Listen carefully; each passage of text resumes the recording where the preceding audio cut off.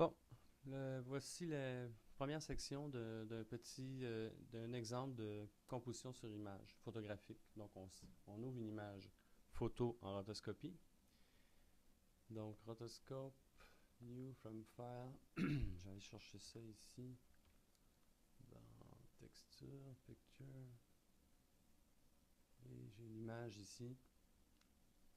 On voit là qui fait donc 38,88 par 25,92. Donc, première chose que je vais faire, c'est ajuster ma caméra en fonction du ratio de cette image-là. Donc, je vais d'abord aller dans mes Render Options, excusez, Scene Options, et je vais changer la grosseur de l'image à calculer, c'est-à-dire que le rendu qui va être fait pour la même grandeur d'image. Donc, 32,25, qu'est-ce que c'était? Donc, je vais retourner voir ici. 25,92. Donc, 25,92. Un pixel ratio de 1, donc qui me donne un aspect ratio de 1,5.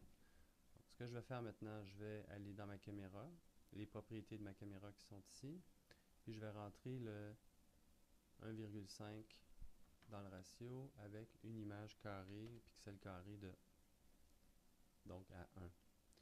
Bon, alors maintenant, je peux faire l'intégration, c'est-à-dire ajuster l'angle et la position de ma caméra en fonction de la caméra réelle qui a pris la photo.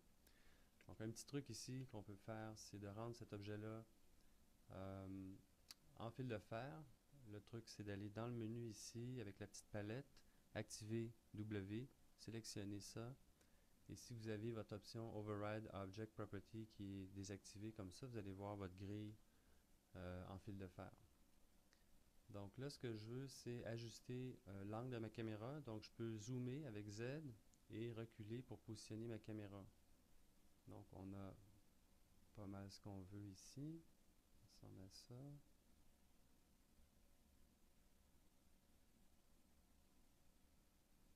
Donc, je regarde cette ligne-là ici et les lignes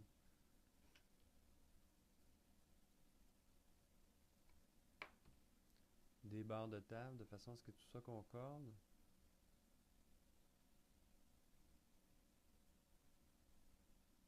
Donc, ça commence à être pas pire. Donc, en étant sûr d'avoir les mêmes parallaxes, j'ai à peu près positionné ma caméra par-dessus la caméra réelle. Donc, on peut commencer à regarder là et faire des rendus et les passes pour faire le calcul final.